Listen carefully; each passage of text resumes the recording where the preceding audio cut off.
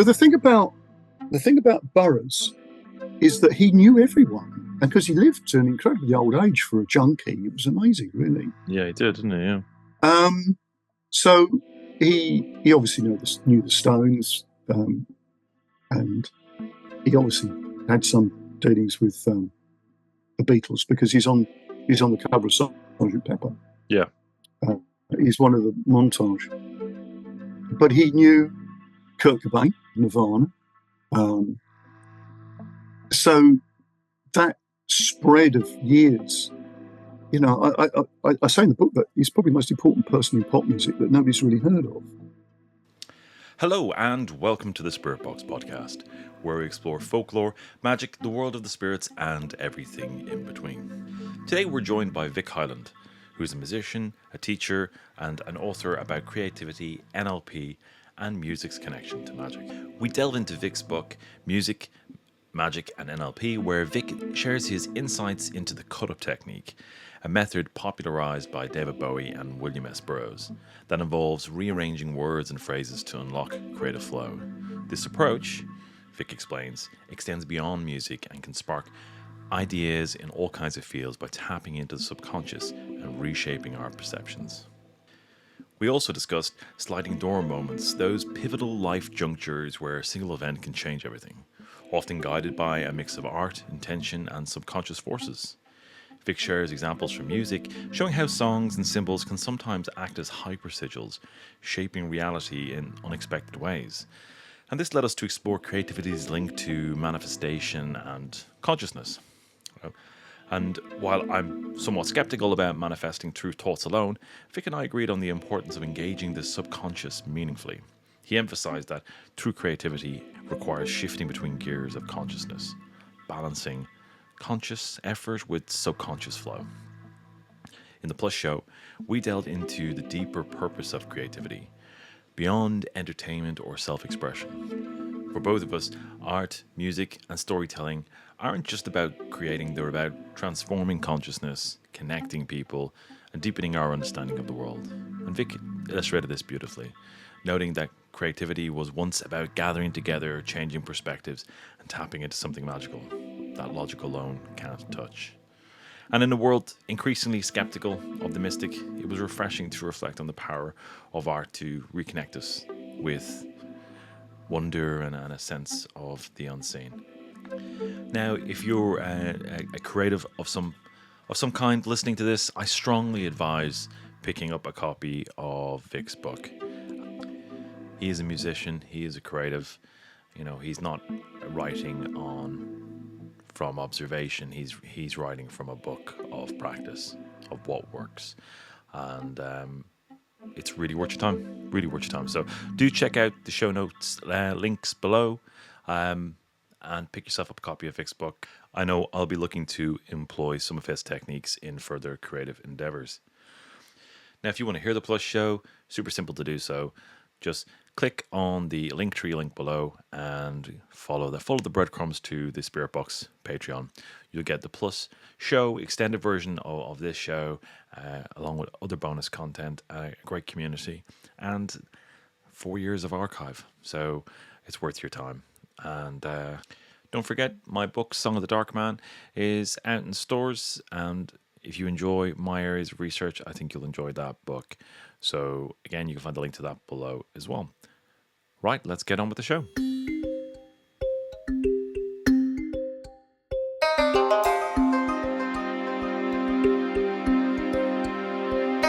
Vic Hyland, you are very, very welcome to the Spirit Box. Lovely to have you on the show. Yeah, it's great to be here, Darren. It's good to be speaking.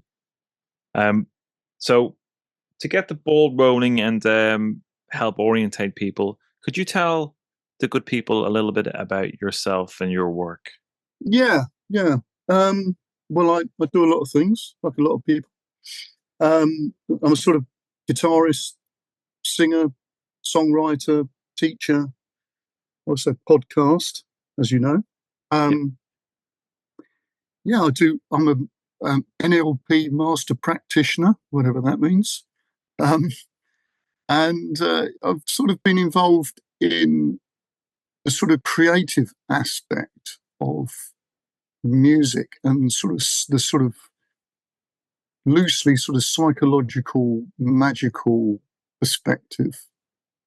So I sort of come from that almost sort of Alan Moore thing of, Yeah. art is magic and magic is art perspective. Yeah, so that's me in a nutshell, really. But fabulous, and it's you've written a book on the kind of intersection between, I guess, your views on NLP and creativity and your experiences with music. Can you tell us how those intersect? Yeah, yeah. So the book's called Music, Magic and NLP. So it's sort of it's written on the tin, basically what it does.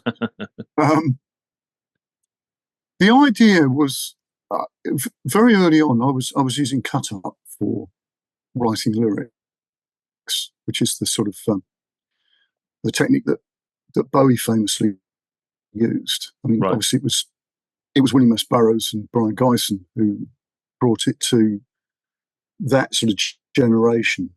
So the idea is that you're cutting up magazines and stuff, and Yeah. and obviously I don't physically do that. I just sort of dip in and take phrases and stuff. And what it does, it acts as a sort of catalyst to get the creative process working. Okay. And I was doing that very early on, and I think I picked up on it because of Bowie. Actually, I think that was my way in. But I was involved in a band that, to cut a very long story short, ended up writing material for Roger Moore's son. Okay. So James Bond, we used to call him 003 and a half. He was a really good singer. And so he had a record deal with EMI, but he wasn't that happy with what was going on. Right. So the management had seen me and my band playing, and we got sort of roped into doing this project with him. Right. And I had to sort of write to order. Now, I'd already been writing songs for a number of years anyway. I've been in sort of different bands. So that really made me use the technique, because you just had to knock out a song and then knock out another one. Right. Okay. So it sort of honed that style of writing for me. So that's where I got into the sort of cut up thing within music. But of course, if you've ever used cut up, things get very, very weird very quickly. It's a very strange technique. Right. Because, I mean, for any people who don't know what it is, if you just take a phrase out of a book and then another phrase out of another book, and you build up this massive, couple of pages of A4, and you read it back, it sounds like a poem. My trick is to then look at what jumps off the page at you. Okay. Because what that seems to do is it's like your unconscious talking to you. Right. Okay. And then you can sort of finesse the work with that. But even that first reading of what you've just randomly put together is quite amazing, and it's never ceased to amaze me what comes out. Mm-hmm. It's pretty astonishing. And of course, the more you get into doing that, the more you can see that technique being used by other songwriters. Really? Oh, that's interesting. So you start to notice in their work. Yeah, yeah, that's fascinating. Yeah, yeah. And okay, the obvious sort of I've already mentioned Bowie. Yeah. But obviously Mark Bolan was using the same technique. Really? Yeah. Yeah. So the thing about Burroughs is that he knew everyone, and because he lived to an incredibly old age for a junkie, it was amazing, really. Yeah, he did, didn't he? Yeah. So he obviously knew the Stones, and he obviously had some dealings with the Beatles because he's on the cover of Sergeant Pepper. Yeah. He's one of the montage, but he knew Kurt Cobain, Nirvana. So that spread of years, I say in the book that he's probably the most important person in pop music that nobody's really heard of. Right. Okay. Unless, of course, you're into that sort of beat poetry and Yeah. and sort of magic, Mm-hmm. But his fingerprints are everywhere. It's amazing. Really interesting. Yeah. That's really interesting. I love that. Like, when you kind of have these cultural figures that are immense and would tend to be only really recognized within the I guess the culture itself. Yeah. Once you sort of get into watching sort of videos of him and Brian Geisen, and then you realise that they're talking about Marion Faithfull pop round, and so straight away you know that okay, there's the Stones involvement, and obviously Hendrix and all the rest of it. They were all sort of loosely in the same frame, Mm-hmm. And the Paris Hotel, the people who sort of live there. So they're crossing paths with all sorts of characters. It's amazing, incredible. But you can see the technique being in other people's lyrics, And would that be something that you kind of you intuitively recognize, or are there kind of like telltale signs? no, there's a lot of telltale stuff. Yeah. So the obvious examples. You see, what I normally do when I teach the technique, I get people to just write stuff, Right. and then I show them some examples of things that are obviously cut up. So, "I Am a Walrus" is an obvious example. So Lennon's lyrics are so, weird. Yeah. That they're, that's cut up there. But most of Nirvana's stuff, although of course, Smells Like Teen Spirit is a good example. Right. But they didn't just leave it as cut up because they would rhyme bits of the lyric as well, right? Gotcha. So Yeah. But obviously Bowie's stuff, so Genie, Rebel, even Heroes, you can see that they're using that. And then that technique is taken further. So it's not just lyrics, it's also chord progressions. Because you can use cut up and the principal cut up for anything. Right. Because in a way, it's what we do when we create. Even if we think we've had a great idea, right, where's that come from? It's come from in our heads. Mm-hmm. And those things are sort of cut up and thrown out at you. Now, because I also believe in some sort of, you are part of a process when you write. Okay. So there is a sort of a channeling, right? Yeah. And maybe we can talk about that with you. Yeah, with definitely. your book, right? Yeah. But the way that that thing is channeled may be using stuff. So it's not necessarily literally the words. It could be the essence of the thing, the life force of a song is coming from somewhere. Okay. As a natural experience. A bit like, if you wake up and you've got a song or a poem in your head and it's come out of, it's just come from somewhere. Yeah. And that's not that doesn't happen very often, but it's very profound when it does. Mm.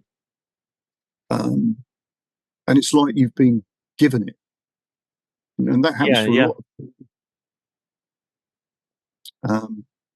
And it's not just art, is it? Because it could be a business idea. I mean, this is the thing. This stuff, creativity, is not limited. Yeah. To what we would consider as arts. It's ideas as well. Mm-hmm. You know. Yeah, definitely. That makes a lot of sense. Yeah. And so, is your thesis essentially how to aid that process?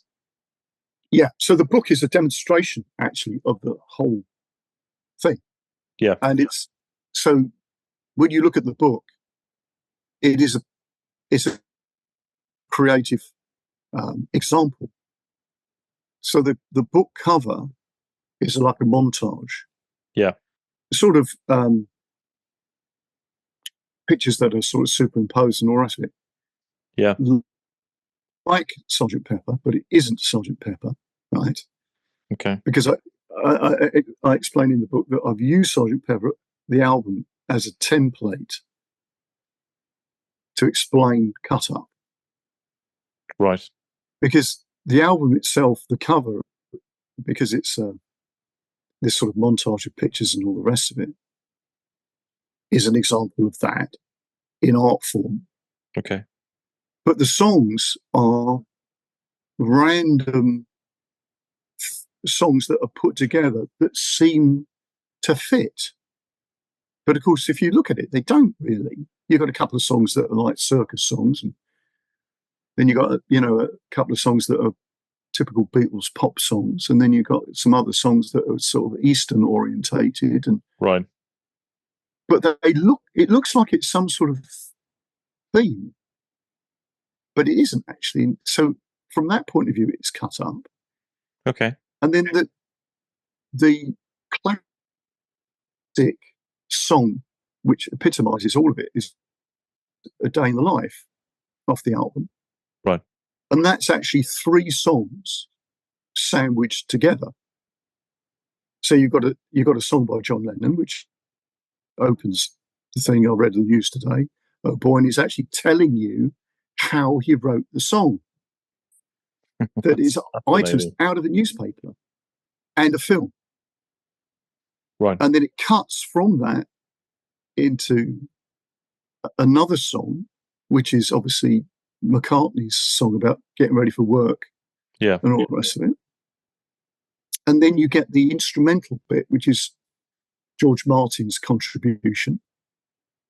And then it goes back into Lennon, so it cycles through that thing again. Mm-hmm. And the last bit of the piece of music is the orchestra speeding up. Right. And it sounds like it's going up chromatically until it finishes on a big E chord, right? But that speeding up is another one of Burroughs' techniques, which was to record things on tape and to cut the tape up or speed the tape up. Yeah. So in other words, the tape becomes a musical instrument. So it's just, it's just full of that. So the book uses uses this sort of track listing of Sgt. Pepper, but punned. Yeah. So you can see what I'm punning on the names of the tracks, and they are the chapter headings. And then everything is just, put in, not really in order. They're just sort of stories and examples of things that you can do, experiences that I've had in music, stories about the Crossroads experience of Robert Johnson, but told as a story. So I'm bringing in lots of those elements, and then obviously NLP stuff and various sort of magical viewpoints as well. Right. Yeah. That's fascinating. Yes. Sorry, I interrupted you there. No, well, I was just, because the thing is with this, it's like I want people to use techniques and explore, and it's not a case of saying this is the way you do it. This is my way of doing. It's like, no, just try this out and, have a bit of fun and see what happens. Yeah. And that's always been the way that I've sort of taught anyway, with music and things like that. So a lot of people say something along the lines of, like, you have to know the rules before you can break them. Yeah. But I feel that you're kind of more about, like, just jump in and try. Yeah, but there's a lot of rules that you don't need to know, Right. because you can find them in the structures of a piece of music. Right. Okay. Just like language, you could learn a language without knowing the grammar. Yeah. Right. Yeah. Which is what we do to start with. Mm-hmm. And my father was in the army when we had an empire. Yeah. So he was in Egypt and he was in Kenya and all the rest of it. And he left school at 15. And within 2 years, he was in Alexandria. Right. So he could speak fluent Arabic and Swahili. Wow. And because he was there, he was in the countries, you see. And because he looked after a number of Italian prisoners of war, he could speak a bit of Italian and a bit of German. Right. And he used to say, yeah, it takes about 6 months to learn, but you've got to be in it and you've got to be able to use it. You've got to be surrounded by it. Now, whether that is, 6 months is correct or not is neither here nor there, but it's the fact that you've got to do it. Now, when you speak the language, you pick up the grammar and the syntax and all the rest of it. You don't have to learn that. Well, you're learning it subliminally. Yeah. So what I tend to do when I get people using cut-up technique for writing melodies is I get them to start with a tune and then just change the order of the notes. Right. Now, those notes in the key, otherwise they wouldn't work. Right. So all the notes are right, but in the sort of Morecambe and Wise vein of thing, it's just put them in another order. And then you've got another melody.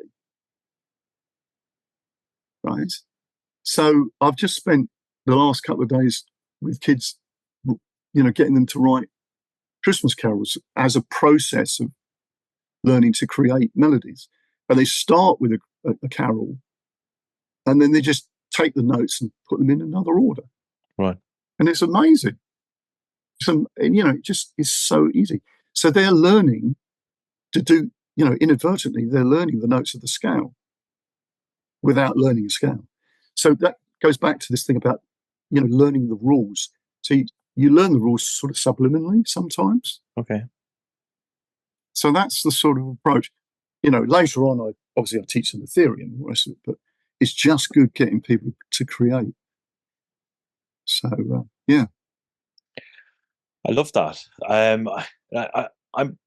I'm fascinated by creativity as a thing, much like yourself. Although I haven't thought about the techniques as much. So this is really riveting stuff, and I'd love to know, more about how you help kind of draw this out of people, and because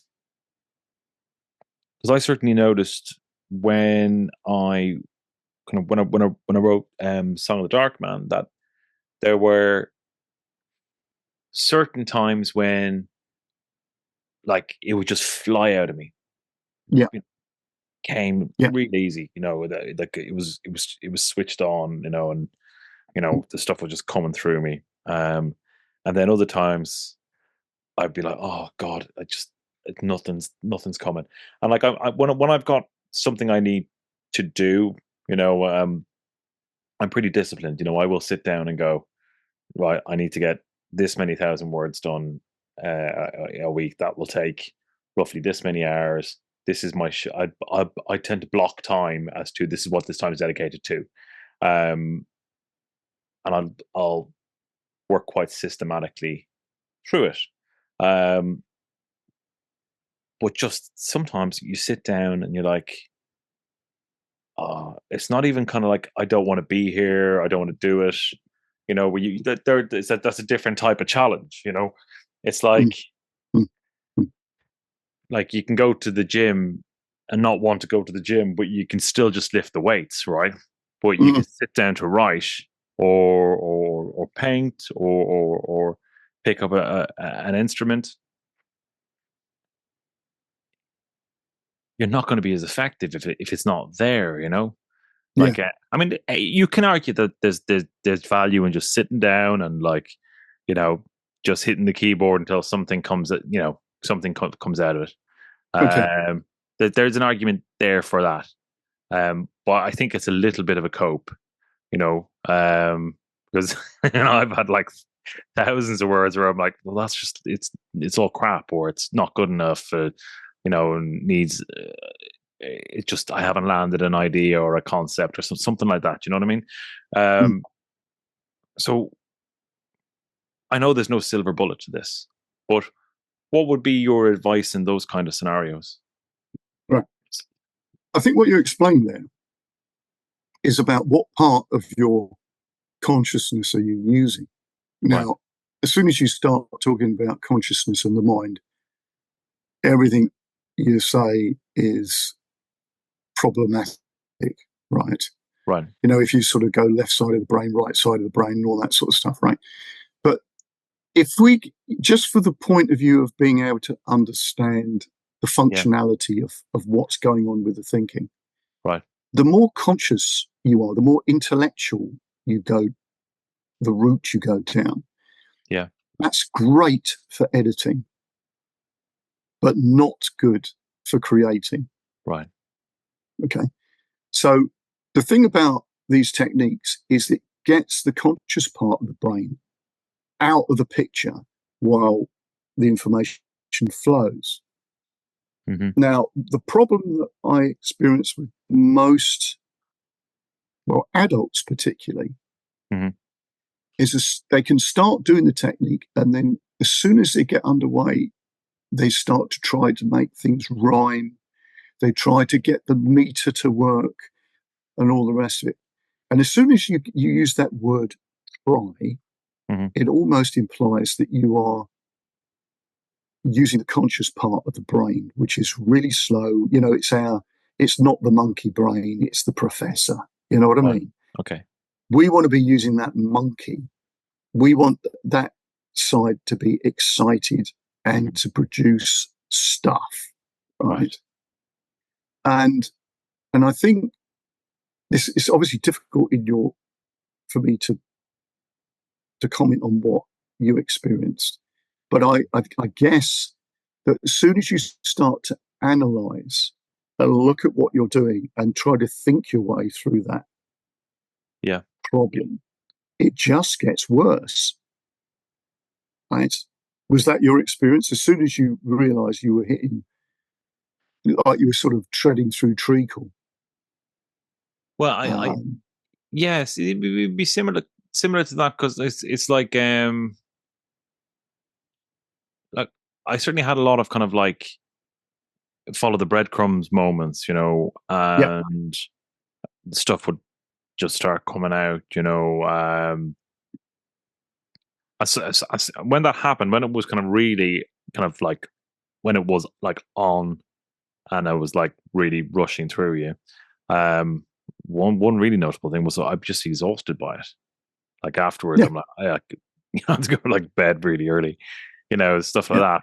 That would be really noticeable. Like there was like a physical payment. Yeah. But when I couldn't get it there, it would be very frustrating, and that seemed to just make it worse, Yeah. Yeah. Yeah. So I think for me, a lot of the process of getting ideas down, I would often walk and dictate, or certainly dictate notes. Right. I've always been a peripatetic teacher, which technically means to walk anyway. Okay. Right. So I've always been going into schools and teaching as a peri. But that idea of just walking, and I do a lot of pilgrimage trails and stuff. So I walk, sometimes I walk miles. But it gives me a chance to get ideas out. And I find that walking and coming up with ideas, they seem to go together. That's interesting. And often when there's like some physical involvement, if you see what I mean. You are physically moving and ideas come. Now, with music, it's like we are physically playing and ideas are coming. So I think there's something about, and this is, I can only speak for myself, that engaging sensory stuff, sort of your body moving or listening to stuff or being involved is a great way to make the creative juices move. I've got a really interesting story. I interviewed youth from Killing Joke, right, a number of years ago for the podcast, and obviously he's done loads of producing, Paul McCartney. I think he did some Madonna stuff, and he's just done loads and loads of things. Anyway, it was really difficult to sort of time down for time, for times, because he'd say, "Oh yeah, I could Tuesday," and you get online and he wouldn't turn up. Right. And then it was like, oh right, and you send him a message, and it's like, oh, really sorry, yeah. So it's like it was really sort of chaotic, right? Right. Anyway, eventually, after about four or five attempts, I get him on the, I phone him up, and it's like, oh yeah, is it now? Yeah. So anyway, gets on, and he was lovely, really great, really interesting guy. Right. And then he told me about how he worked. And he said, I like having radios on. Right. So he's listening to a song, and he's engineering something, right? But he'd have a talk radio program on, being played on the radio in another room that he can hear. Right. And possibly another one or two radio stations that are playing different things. And he might also be drawing a picture. And he said, so I'm sitting there thinking, what? This is like bonkers. Right. He said, yeah. He said, I think I might be on the spectrum, which just absolutely cracked me up. Yeah. So you can have people who can be doing stuff, creative things that evolve music, right? Where there's other music being played at the same time. Like, who would have thought that is possible? So it's almost like he's stopping his analytical part of his brain, right, operating in a normal way. I thought that was amazing. So it just goes to show that what we think, our set pattern to how we create, is not universal at all. Yeah, that's fascinating, and reminds me of some degree, like of my own stuff. Like I would tend to listen to music quite loud when I'm working, or I'd have some YouTube video playing in the background while I'd be writing. Well, there we go. Yeah. So very similar then, right? Yeah. Okay, he's got like multiple. But but interesting.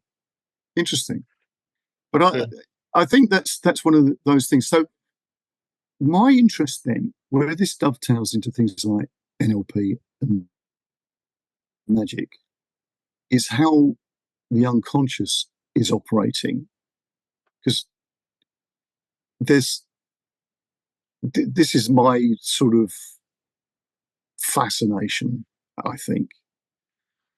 Right. There's one chapter in the book where I talk about songs becoming real. They predict events. They start to become, a song you've written. You start to live that song, Right. because those sort of things happen with stories and all the rest of it. People stories, their life starts to imitate the art that they've created. Mm-hmm. And I thought, well, it's difficult to tell whether the form of art is acting as a magical thing to make that happen, or whether it's just predicting something that's sort of in your unconscious that is coming because you're going in that direction. It doesn't really matter. Mm-hmm. But the point is that there is some interface between the creative process and something odd. So I was interested in this, obviously, with the neuro-linguistic programming aspect of stuff, where you realize that language has this power, and that there's sets of programs going on in you. And I think that everybody understands that is a thing, habitual programming. And there are certain ways that you can unpick that, or you can model somebody else who's got a skill set. So I thought that was fascinating. But where the magical bit of it comes in is that unconscious realm, the thing that's going under the radar, that seems to add this potency to a piece of artwork, or a piece of drama, or a book. Right. Again, you can't put your finger on it, but you sort of know it's there. It's this sort of almost like trying to grab smoke. Right. You know there's something going on. And I then, when you step back from it, you realize the number of artists who are in some shape or form either interested in magic or do it. Yeah. And there's a lot of them. Yeah, there absolutely is. Really true. Right.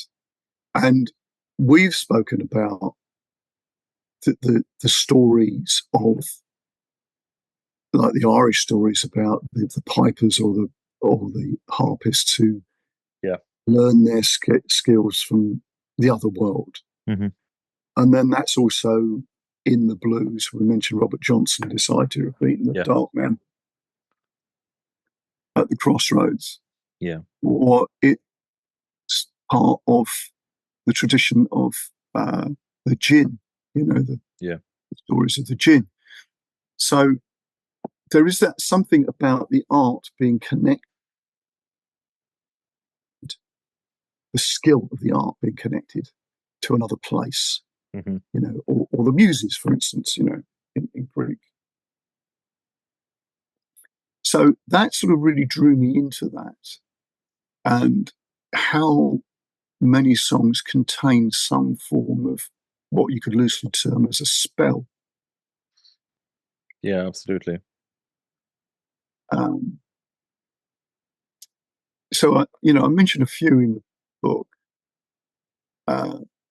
but even songs that they just move you, and everybody can think of a song and you think that there's something about that song that's just beyond what you'd expect a song to be. Yeah, so it's all of that. So so it's a big melting pot, basically, of ideas. But I'm exploring all these all the time, actually. With I have lots of guinea pigs that I'm using. They're basically my pupils. Fantastic. And And some of the examples you gave there of, say, the people who write a song and the song starts to impact their life, or the themes that are playing out in the song, the lyrics start to kind of enter their life. Could you tell us a little bit more about, say, some of the accounts of that kind of stuff? If Yeah, yeah. There's if you think about John Lennon and how he ended up getting shot, because he had, apart from the fact they had an album called Revolver, of course, yeah, but he wrote a song called Happiness is a Warm Gun. yeah, And you sort of think, well, it's sort of slightly curious. See, a lot of these things, it's a little bit like these sort of coincidental meetings. And I've mentioned this to you about on the podcast. So many people that yeah, I've interviewed, they have these sort of sliding door moments. And to them, it's just like, well, it's just a one off. But there are so many of these people that I've interviewed have had these sliding door moments. You realize it's actually a bit of a theme, that those sort of real pivotal moments are odd.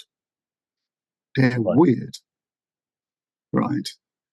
So when you look at that thing about John Lennon writing a song like that, and then Kurt Cobain um, did a song called "Son of a Gun," which yeah, was on one of the later albums,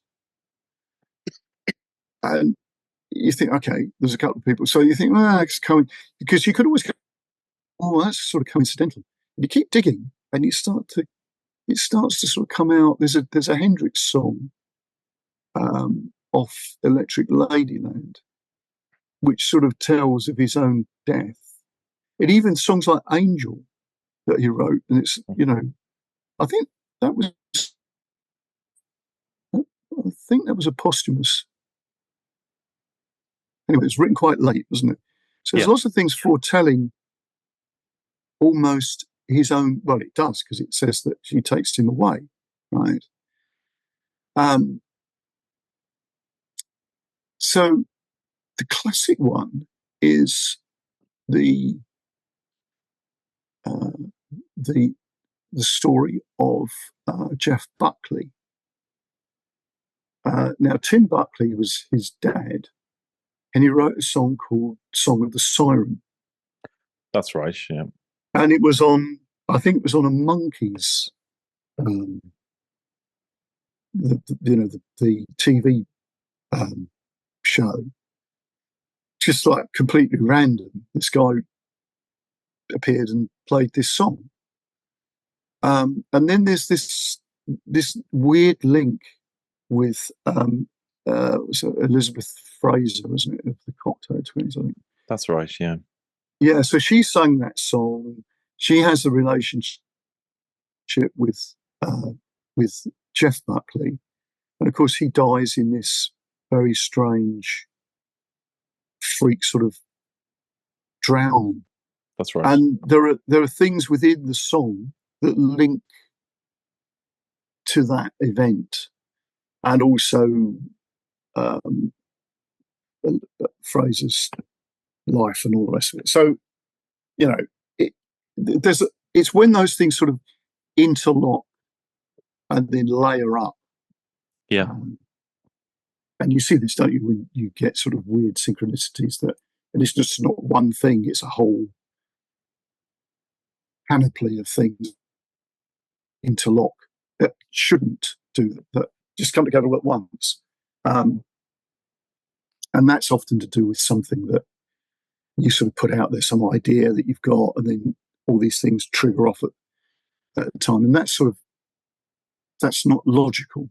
yeah, So with these songs, it's that type of thing when you look at it and go, well, that's interesting. That song sort of had this impact.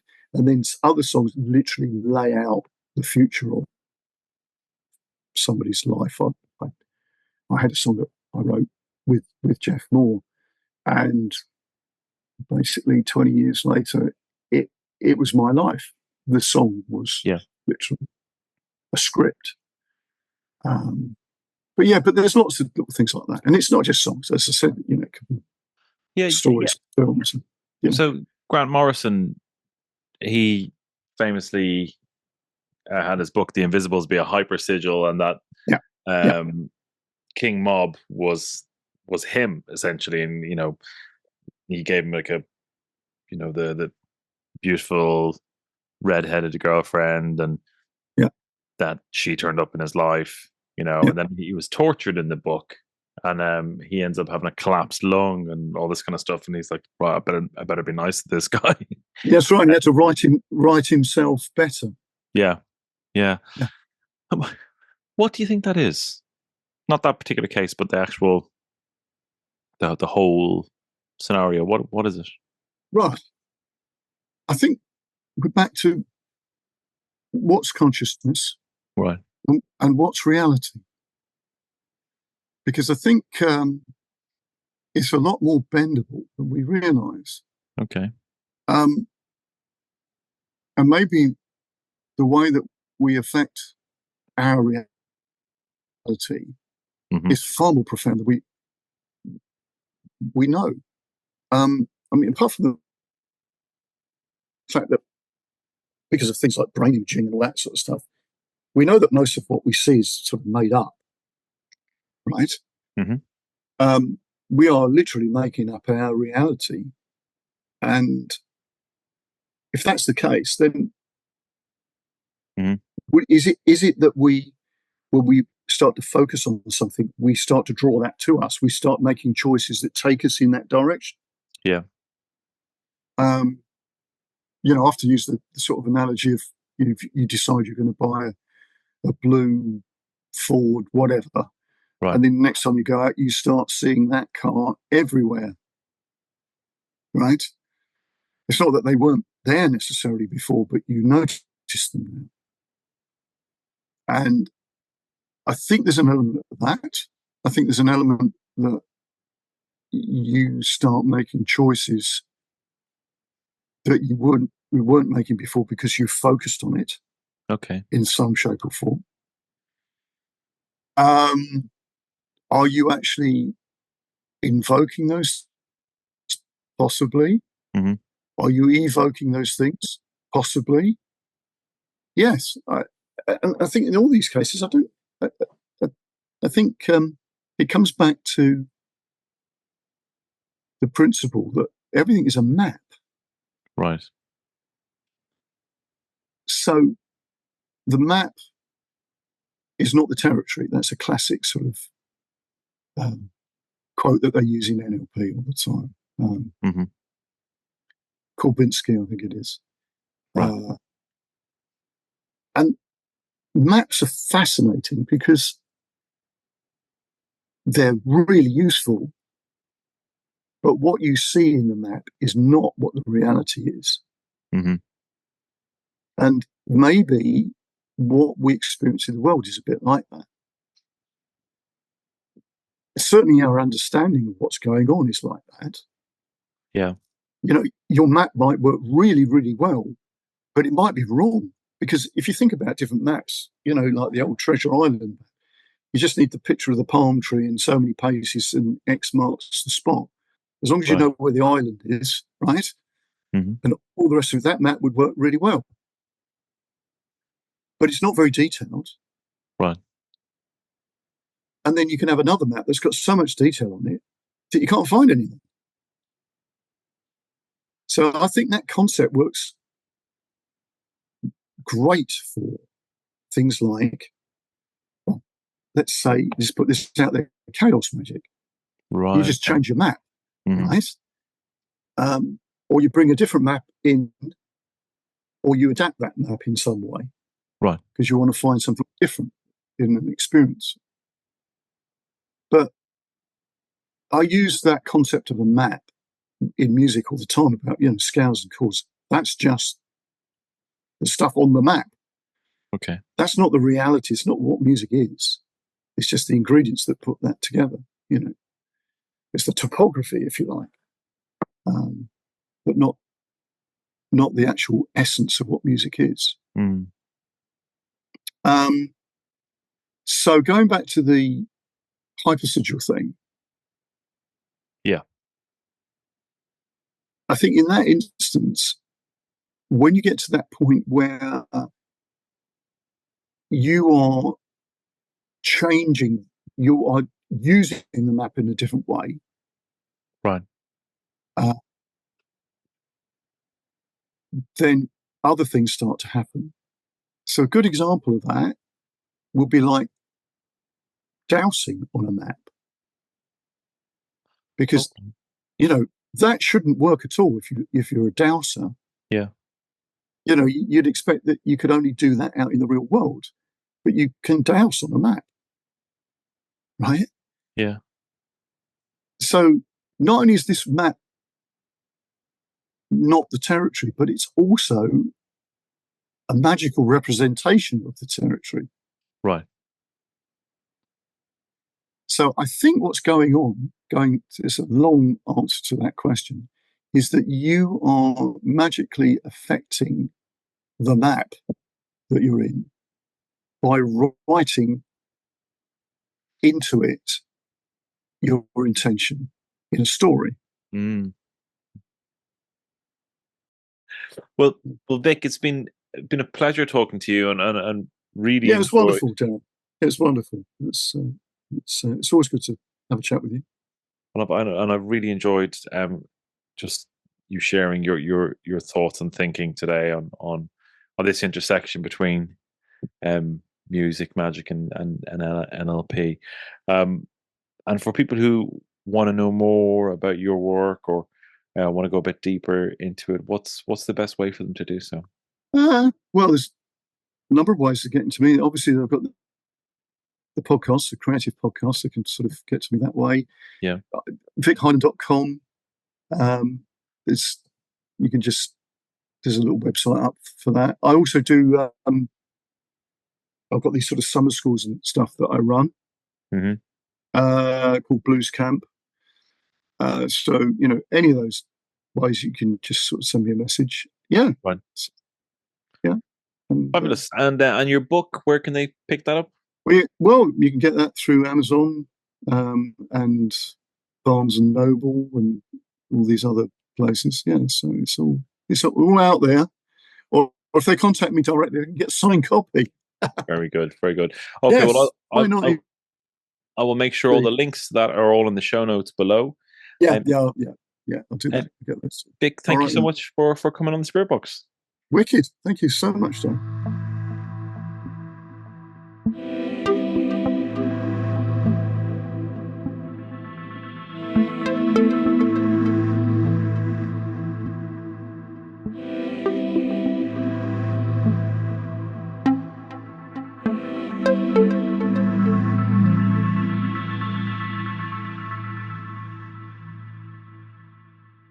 Thank you, Vic. Thank you. What an intriguing show. I really enjoyed that. Creativity is one of these areas that absolutely fascinates me. It's so elusive, effervescent, and strange and wonderful. Anyway, without kind of laboring that point and kind of spoken to that at depth in the show, do check out the show notes below. The Creative Podcast, Vic's show is really interesting, and he delves into that subject matter at great length and has done so for a number of years. So do check that out. And I'm going to leave it there. Take care. Talk soon.